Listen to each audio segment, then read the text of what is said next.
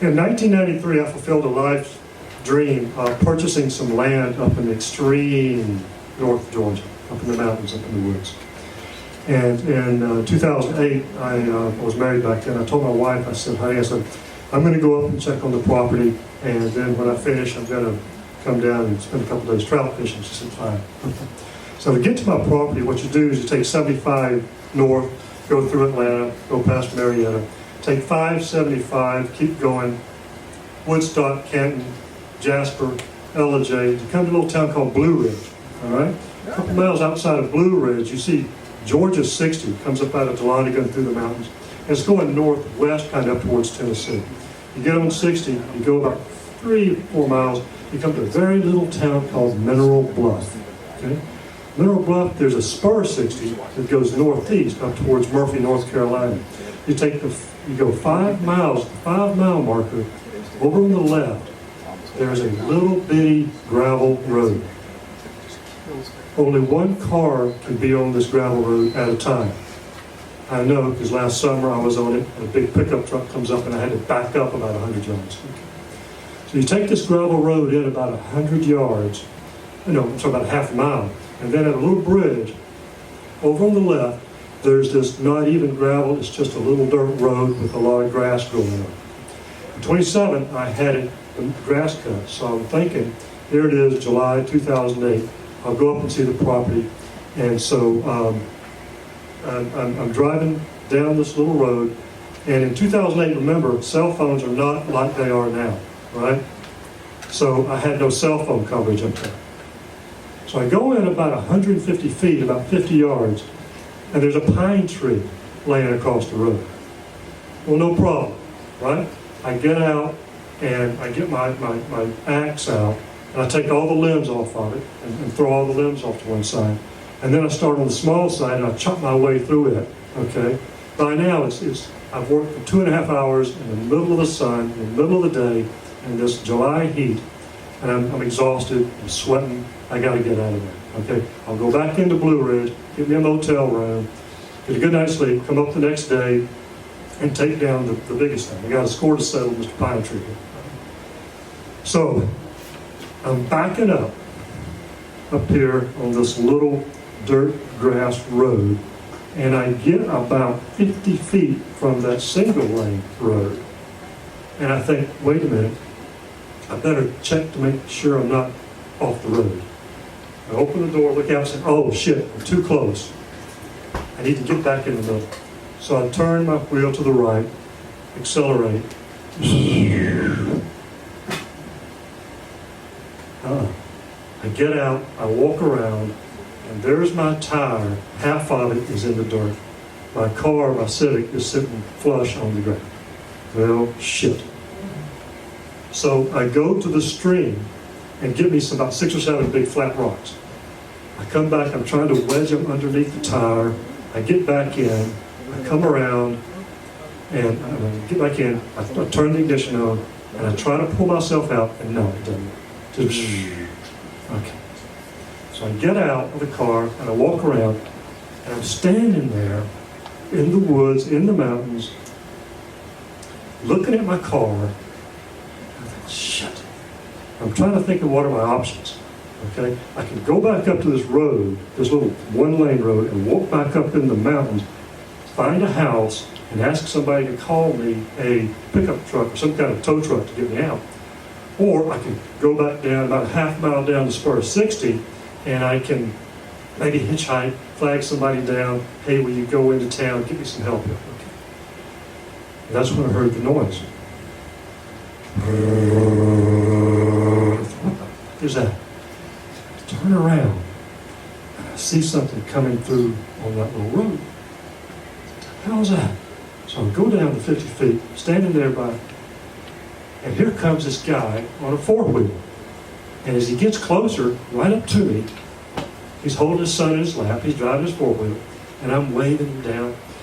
He stops. It's a man in his late 20s, I guess. And I said, hey man, I said, my car's stuck. I said, can you help me out here? Give me. He said, yeah, sure, I'll take a look at it.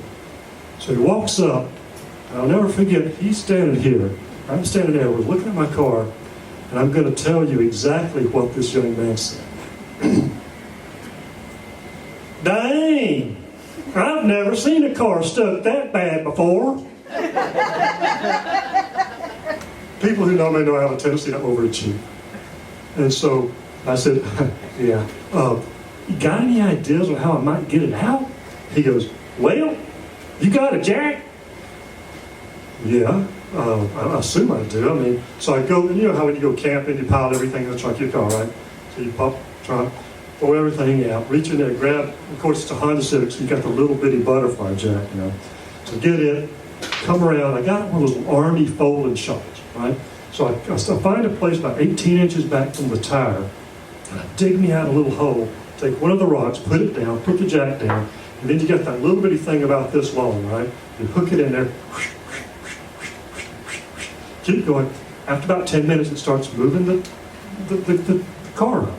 And then after another 5 minutes, the tire starts coming up. The tire comes up about 3 inches, just enough for me to reach in there and start clawing dirt out, all right? I take my little army shovel and dig out some more. Then I take those rocks that I fished out of the creek, and I put them as a solid base, kind of all underneath and around, front and back. Thinking, well, shit. Then I bring it back down. And so, okay, let's try it. So I go in, get in the car, and guys, I'm not a praying man. That afternoon, I fell off the wagon big time. I'm praying my guts out. Crank it up, turn right out. Came right out. So I said, hey man, I said, can you help me get out of here? So he's back there, come on back, this kind of stuff. So I back out. So then I put the car in park, jump out, pull out a 20 out of my wallet, go in and give the guys. He said, no, I said, yeah, you take me this way. Then I drove back into town to Blue Ridge. I said, you know, I'm going to get me a room for the night, but I got to come back up here tomorrow. I got to finish the job I started with Mr. Pine Tree. Okay. Go in, get me a motel room, bring my stuff in. I got my cooler there. Get my cooler, pop it open, grab my beer. You see, I got to figure out what just happened. I don't mean getting my car stuck. Hell, you give me 15 minutes to get my car stuck tonight. Okay? What I mean is, how is it that in the goddamn middle of North Georgia mountains and woods, at the exact fucking minute, you realize you are hopelessly stuck and stranded at that same goddamn minute? Somebody comes driving up out of goddamn nowhere on a four-wheeler, stops, comes over and tells you how to get out. You tell me how that happens.